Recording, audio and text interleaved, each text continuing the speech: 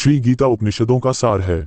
महाभारत युद्ध के समय रणभूमि में भगवान श्री कृष्ण ने अर्जुन को जो ज्ञान दिया था वह गीता में बताया गया है।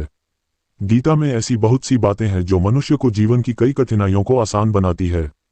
इतना ही नहीं, गीता पढ़ने पर मनुष्य को बहुत सी नई जानकारियां भी मिलती है।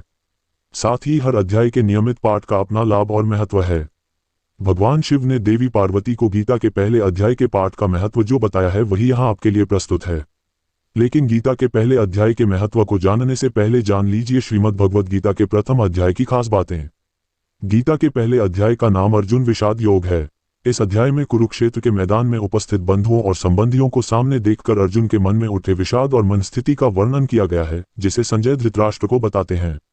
एक समय पार्वती जी ने पूछा है, महादेव जी, किस ज्ञान के बल पर संसार के सब लोग आपको शिव कहकर पूछते हैं? मृगछाला ओढ़े और अपने सभी अंगों में शमशान की विभूति लगाएं, गले में सर्प और नरमुंडों की माला पहने हुए हो, इनमें तो कोई भी पवित्र नहीं, फिर आप किस ज्ञान से पवित्र माने जाते हैं? तब महादेव ने उत्तर दिया कि हे प्रिय सुनो, मैं गीता ज्ञान को अपने हृदय में धारण करने से पवित्र माना जाता हूँ।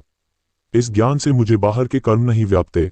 तब पार्वती जी ने कहा कि हे भगवान, जिस गीता ज्ञान की आप ऐसी स्तुति करते हैं उसके श्रवण करने से कोई कृतार्थ भी हुआ है? महादेव ने उत्तर देते हुए कहा कि इस ज्ञान को सुनकर बहुत से जीव कृतार्थ हुए हैं और आगे भी होंगे। मैं तुम्हें एक पुरातन कथा कहता हूँ, तुम सुनो। एक समय पाताल लोक में शेषनाग की शैया पर श्री नारायण जी नैन मूंदकर आनंद में मग्न थे। उस वक्त भगवान के चरण दबाते हुए लक्ष्मी जी ने पूछा, है प्रभु, निद्रा और आलस्य तो उन पुरुषों को व्यापता है जो जीव तामसी होते हैं, फिर आप तो तीनों गुणों से अतीत हो। आप तो वासुदेव हो, आप जो नेत्र मूंद रहे हो इससे मुझके बड़ा आश्चर्य है। नारायण जी ने उत्तर देते हुए कहा, है लक्ष्मी, मुझको निद्रा आलस्य नहीं व्यापता। एक शब्द रूप जो भगवद गीता है उसमें जो ज्ञान है उसके आकार रूप है। ये गीता शब्द रूप अवतार है। इस गीता में यह अंग है, 5 अध्याय मेरे मुख है, 10 अध्याय मेरी भुजा है, 16वां अध्याय मेरा हृदय और मन और मेरा उदर है, 17वां अध्याय मेरी जंघा है, 18वां अध्याय मेरे चरण है।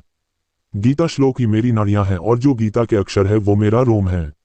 ऐसा मेरा शब्द रूपी जो गीता ज्ञान है उसी के अर्थ में हृदय में विचार करता हूँ और बहुत आनंद प्राप्त होते हूँ।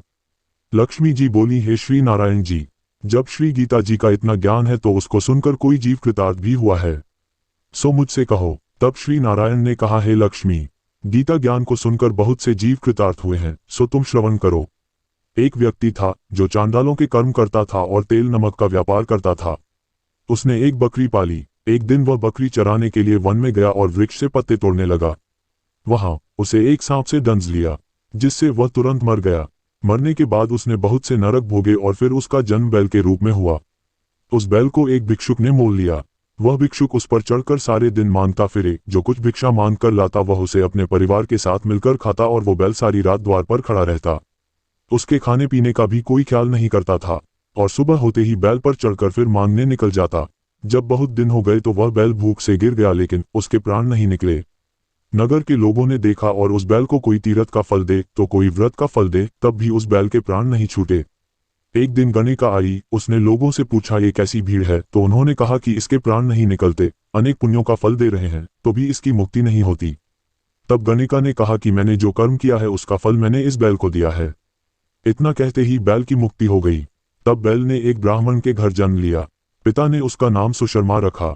उसके पिता ने उसे पढ़ाया लिखाया। उसको अपने पिछले जन्म की सुध थी।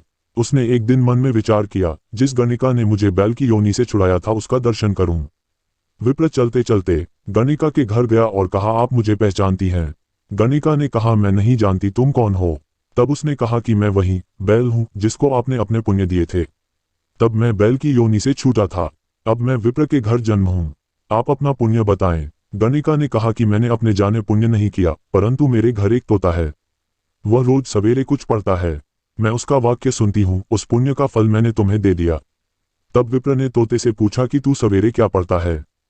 तोते ने कहा, मैं पिछले जन्म में विप्र का पुत्र था। मेरे पिता ने मुझे गीता के पहले अध्याय का पाठ सुनाया करते थे। एक दिन मैंने गुरु से कहा कि मुझको आपने क्या पढ़ाया है?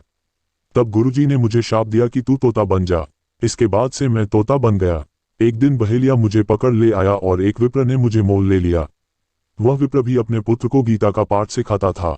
तब मैंने भी ये पाठ सीख लिया। उसी दिन विप्र के घर में चोर घुस गए। उन्हें धन तो प्राप्त नहीं हुआ, लेकिन वह मेरा पिंजरा उठा ले आए। उनकी यह गणिका मित्र थी। वह मुझे उसके पास ले आए। सो मैं नित्य प्रातः गीता जी के पहले अध्याय का पाठ करत हूँ, जिसे ये गणिका सुनती है। पर इस गणिका को समझ में नहीं आती। जो मैं पढ़ता हूँ वही इस गणिका ने तेरे निमित्त दिया था।